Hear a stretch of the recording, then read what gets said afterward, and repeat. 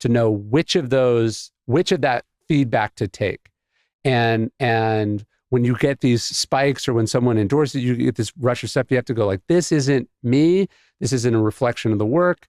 This is just a nice thing to have, which I'm going to enjoy, but I'm not going to let it change like my ethic or my understanding of myself or any of that, because that is like death. You have to stay driven by getting better at the thing, which is almost never going to be reflected in the audience numbers. Yeah, in a way,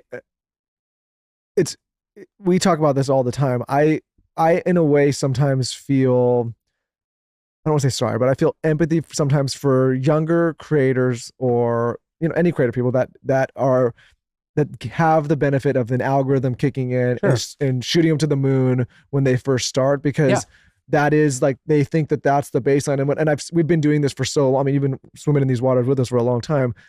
And I think about what that looks like over the next 5-10 years for that person.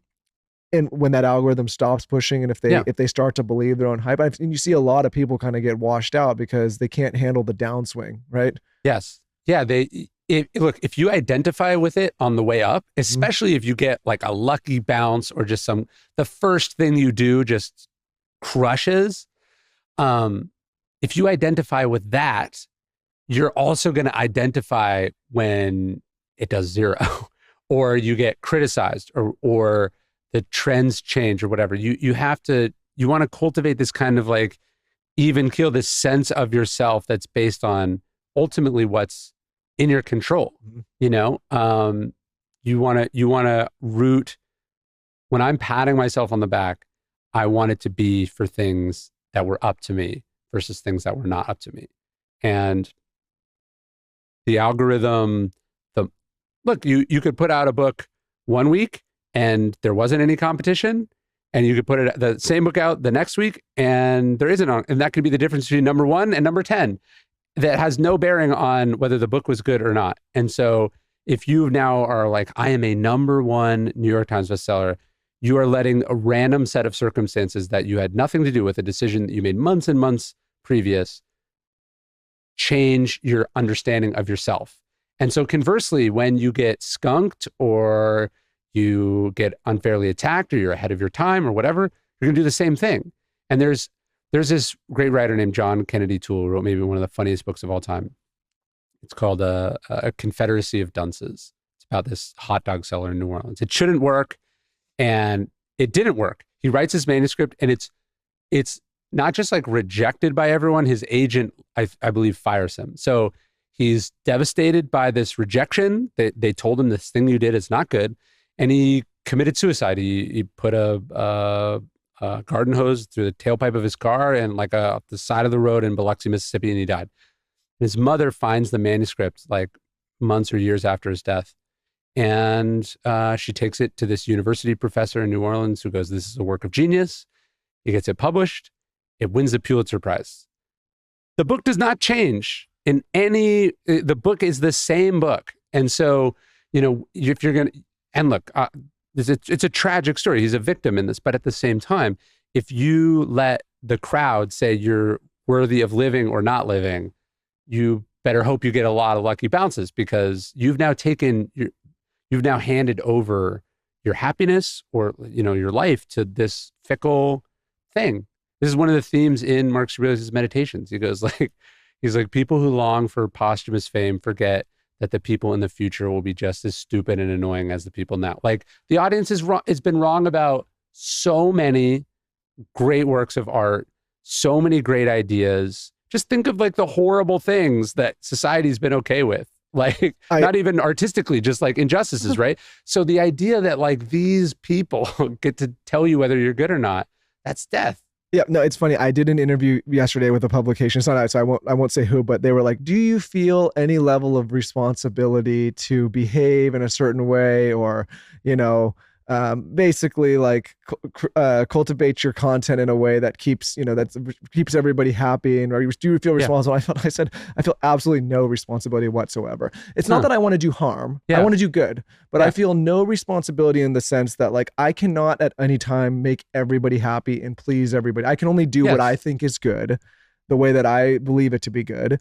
And if somebody doesn't like it, I can't worry all the time about how I'm going to be received at any given moment by everyone. And it's not that meaning, yes, I want to do good. Yes, I want to put good, helpful content, all the stuff that we want to do.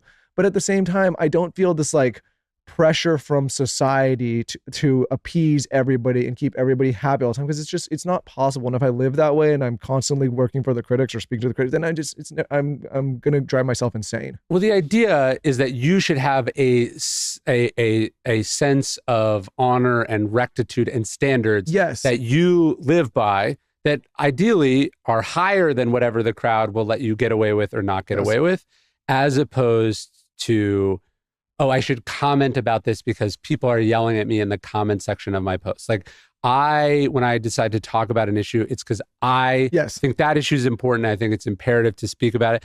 And there's other issues that I don't feel qualified to talk about, or that I don't feel are imperative for me to talk about, or I don't feel like it's appropriate for me to talk about. But the idea should be, like Chris Rock had a joke about, like, you don't take care of your kids and not beat your spouse to be a role model. You don't do those things because they're wrong. And so the idea of like doing it because that's what like the pressure of the ecosystem is pushing you towards is sort of missing the point and kind of meaningless and that's what I'm saying. Empty. Yeah. You have to cultivate this standard of like, here's what I think this is creatively and morally. Here's what I think is good. Here's what I think is right. Here's what I will do. Here's what I won't do. And then you live by that code. It's not to say you could ever be not wrong and update it and change it in midair, but like you should be relatively insulated from like angry people that dislike you. Yeah. And the reason I mention it, and there's a lot of aspiring creators that are listening to this, is because I think I watch this now, observing it so many years later and working with a lot of young creators. And so many people I think now are so worried about a misstep, even if they believe that this message from their perspective is the right message.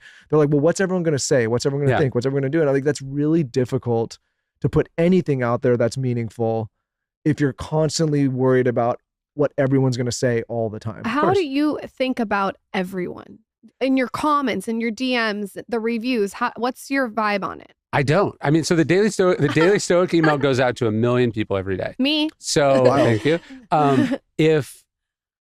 If I read the responses, first off, I would have zero time. But second, I would have no sense of what is good or not good, working or not working. Am I hearing from the right people? Am I hearing from the people in the time zone who happen to be seeing it first?